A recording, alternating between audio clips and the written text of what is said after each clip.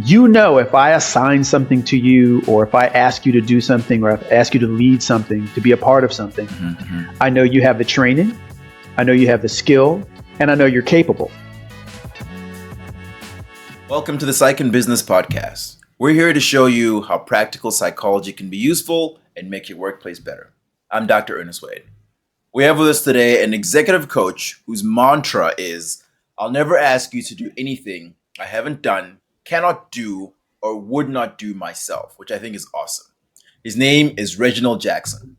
Now, Reggie is the principal coach and founder of Total Brilliance Coaching, where he uses his ability to quickly and organically create a space of ease and comfort to engage leaders in the public and the private sector. Reggie is also a veteran, so thank you for your service and welcome to the show. Thank you. Appreciate it. Reggie, I'm really looking forward to this conversation because I think your experience as a Marine and then as a coach and a mentor is really going to be interesting to dive into. But I always want to start by asking, tell us your story, man. How'd you end up where you are and what you're doing? Yeah, that's a great question. I get that a lot. As far as how I got started, per se, I spent 20 years in the Marine Corps, so there was a lot of exposure to leadership, not only being led, but leading Marines as well. And one of the hallmarks of Marine Corps leadership is we call it developing subordinate leadership. And what that means is learning to lead at the lowest level possible. So the first thing is you learn to lead yourself. And then you're given a group of three, right? 3 Marines, which is a fire team. And that's the fire team leader. And so the concept of 3 is all throughout the Marine Corps. And when we take that same concept and we bring it to the civilian sector, managing or leading, being directly responsible for 3 people is pretty much the limit, if you will, because when it goes beyond that, it's very unwieldy. It becomes very unstable because there's not much area of focus you can place on more than 3 people because it thins out. Having said that, you can be responsible for, dozens, hundreds, thousands of individuals collectively as an overall responsibility, but having 3 people that you are directly responsible for is what the Marine Corps has been built on, for the last going on 245, 46 years. Yeah, I love that that concept of starting with leading with yourself and then starting with a small group of people to learn your leadership style and learn how you engage and interact with people. And I know one of the big things for you is that lead with logic. So tell us about what that means and how you engage in that and actually practice that. Yeah, we're all familiar with the phrase, it is what it is. And if we take that literally, it is what it is. So like the headphones I'm wearing, they're headphones. They're used for one thing. They serve many purposes, but they are what they are. Or, the headphone is what it is. A pen is what it is. A phone is what it is. We can make it anything else we want, but it is what it is. And so leading with logic means looking at something in a way as void of emotion as possible to see it for what it truly is. As humans, we make meaning. So for things to make sense, we assign it a meaning. So for instance, someone steps on the elevator, you speak to them, they don't speak back. What does that mean?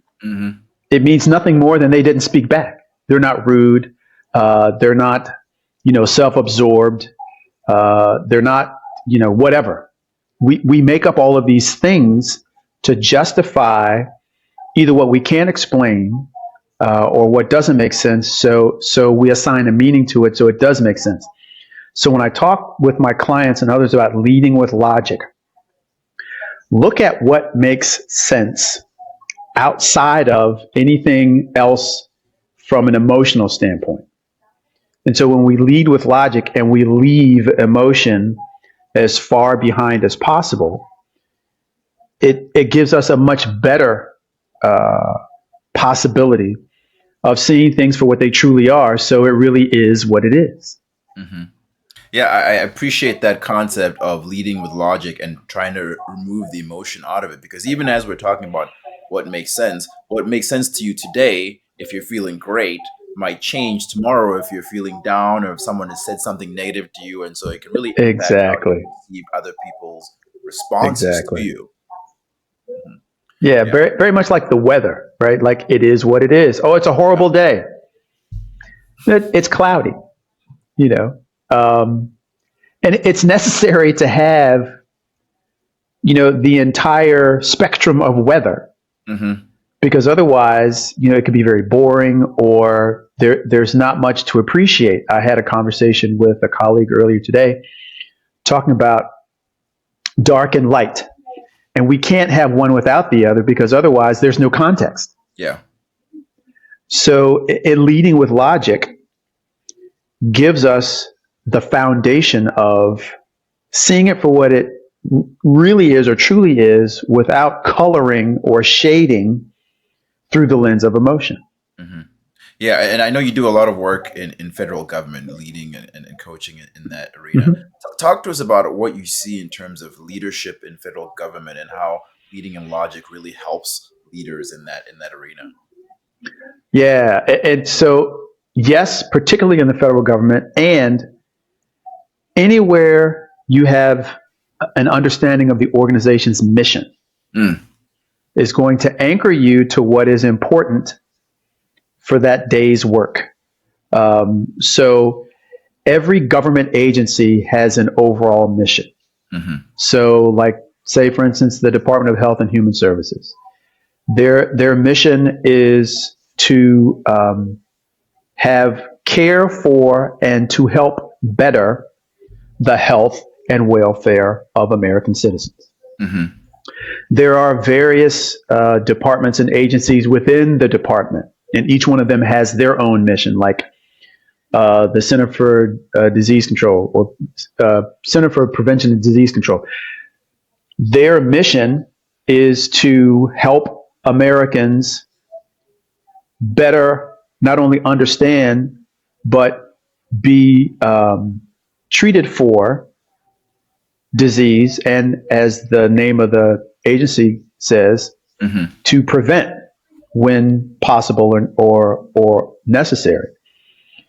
So that's the overall mission. There are many divisions within the CDC that have other missions that support the overall mission. And where I'm heading with this is staying true to the mission allows you to stay focused on what the agency or the department was formed for. Hmm. Department Hmm. of Education, same thing. So it is what it is. And when we stray from that, then we have a lot of politics that are divisive. We have a lot of situations that occur where people are completely off in a different direction, where that, and we keep with the federal government, where that agency's mission Hmm. lies. And so leading with logic also means there's understanding. That's also where, from a leadership perspective, some leaders get lost because they don't have a true understanding of, say, for instance, their division or their department's mission and how it supports the overall mission. Yeah. So that's one of the things from a coaching perspective. How do we help you as leaders better articulate the mission? Hmm. Hmm. And so first is to have a full understanding of the mission, and then how do you fit in as far as your department or your division is concerned to support the mission. All the other stuff is noise, Hmm. and if we lead with logic, then again, the way we feel, and feelings are important, but the way we feel is less important than accomplishing the mission. And going back to mission real quick, as a Marine, one of the things that I had a hard time understanding as a young Marine and a young leader of Marines was the mission is what's most important. I was saying, no, the Marines are what's most important. And actually, no, that's not true. Now, it's not an either or, it's a both and. So if you are focused on the mission and you take care of your Marines from a leadership perspective, and so my mantra, I'll never ask you to do anything that I haven't done, cannot do, or would not do myself. That means that each Marine I'm responsible for, and then if we take that into the private sector, each person I'm responsible for, if I assign something to you, or if I ask you to do something, or if I ask you to lead something, to be a part of something, I know you have the training, I know you have the skill, and I know you're capable. And so the trust I'm placing in you to get this done is again leading with logic, because I am coming to you to say, here is what needs to be done. I have faith that you can do it. And in the event you need some help or some guidance, I'm here for that. And I'm going to stay out of your way so you can get the job done. Yeah. I appreciate, the focus on the mission, and understanding that you also need to focus on your Marines, right? So you know that we're not all always logical beings, right? The emotions get in the way, and so that impacts that. How do you, as a leader, get people to stay focused on the mission when, as human beings, emotions come up? We're impacted by things at home, we're impacted by things in our environment. How do you get your Marines, how do you get your employees to stay focused on the mission when they have all these other things around them that are influencing their perception and their behavior? Yeah. So it's certainly open communication. It's certainly a two-way street, because there's capacity and then there's ability. Explain that. Leaders, Explain that for us. Yeah, as leaders, to understand the difference between capacity and ability, you may be able, but you may not have the capacity, right? Like the emotional capacity, say something's happening at home. Yeah. You're caring for a sick child or an aging parent, or perhaps you have some of your own personal issues. So as a leader, I need to at least understand what your capacity is. That way I'm not going to assign more work to you than is manageable. And then, are you up for the task? And if you're not, then I can't shoehorn in this demand for you to get it done, because that's counterproductive for both of us, or for all of us, I should say. So back to your question, how do I coach others to do that? First of all, again, understanding capacity and understanding ability. So I'll never ask you to do anything I haven't done or cannot do myself. So I believe you have the ability. If something exists or comes up that has an impact, a negative impact on your capacity, as in your ability to do that thing because of outside influences, then that's something that we should have a conversation about, which goes back to the leading with logic, number one. Also, which is equally, if not more important, is trust in the relationship, that you can come to me, or the clients I coach, that your people can come to you, knowing you have, it's a both and, their best interest in mind and the mission of the organization. And one, even though one is more important organizationally than the other, it's also important to understand that you can't accomplish the mission without the people. Yeah. So that's why it's a both and, as opposed to an either or. Yeah.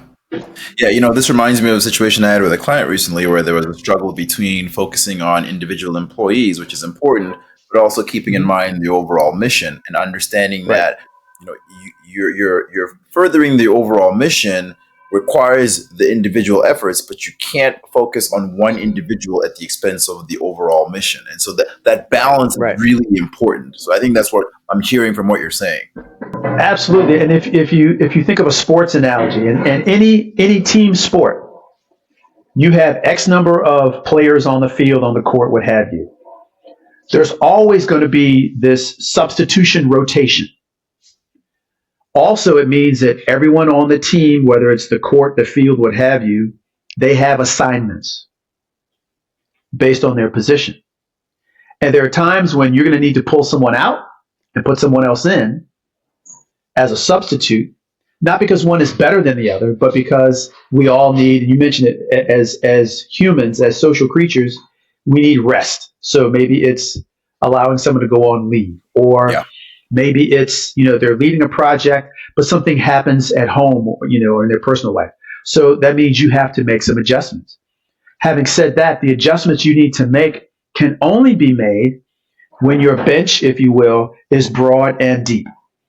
Now, that's not always the case. So as leaders, we need to also understand, how do I make sure that in the face of some adversity, large or small, we're still able to effectively accomplish the mission, which perhaps it's a project or whatever the case, because one person cannot be, and even though I'm not talking about a perfect world or nirvana, it's something that I'm going to say we as leaders don't always take into consideration, because if we have our A team, then we're just going to chug along.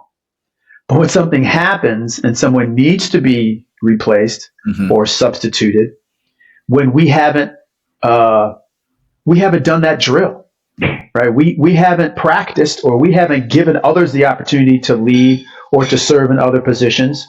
So we have this team of individuals that functions as a single unit, but very volatile from the standpoint of, once someone from that team is no longer present, the function of the team is completely different, because the assignments across the team have never been changed, or we've never been able to flex or grow or allow others to come in or take part.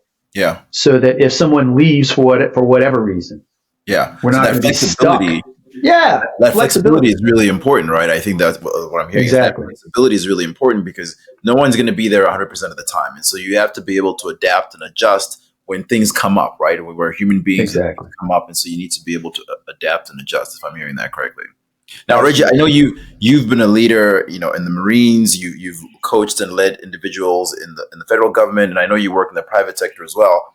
And the leaders in those areas are all a little bit different, but all a little bit the same. So, talk to us about what you see in terms of leadership in the Marines, where you have to follow an order, versus leadership in federal government, where a lot of the time the motivation is the mission, versus leader in the public sector, where it's more financially, or can be more financially motivated. Talk to us about the differences and similarities there.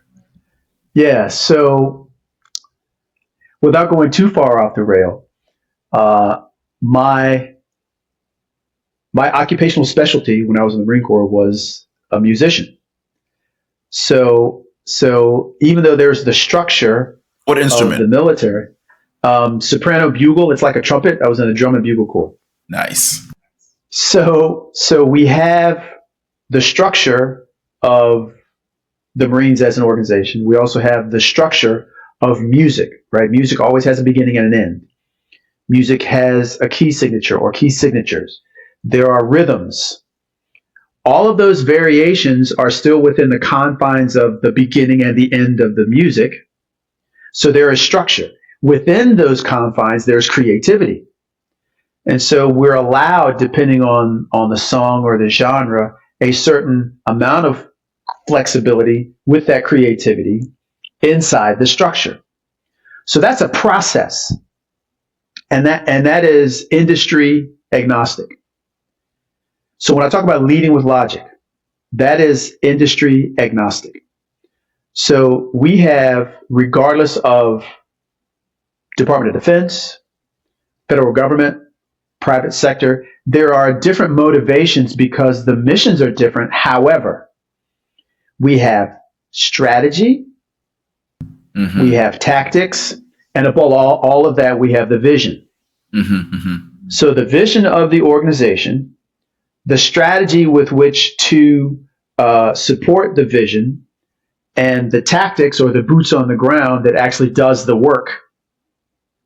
And so across all three of those spectrums, Department of Defense, federal government, private sector, there's vision, there's strategy, and there are tactics.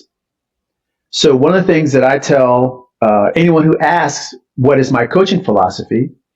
I help my clients turn chaos into clarity through systems and process. And so once you understand a particular system, or once you've created a particular process, that then, again, industry agnostic, career field agnostic, can be applied anywhere you go. I love that use of systems and process. I'm a big systems guy, so I really appreciate that. And I love how you broke that down and demonstrated how it works, regardless of which of those three you're in, whether it's the DoD or the public sector or the private sector. I think that really highlights the importance of structure and the process, right? So that's Absolutely.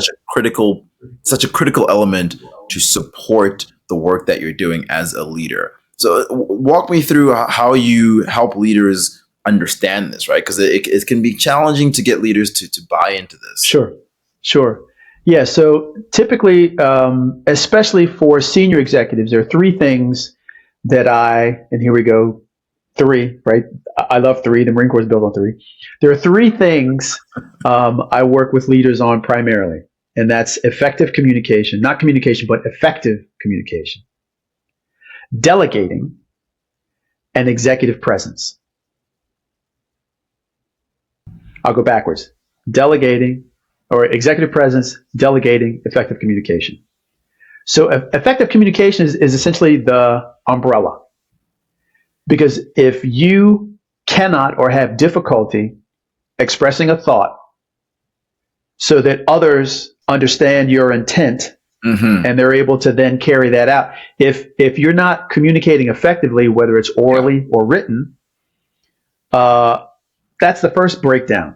Yeah. And so I'm sure everyone who's listening has been in a meeting where direction has been given, everyone nods their head, people go about their business, and then if you ask 6 people in that room or 6 people on that call what happened or what's the direction, you're not all going to get the same answer.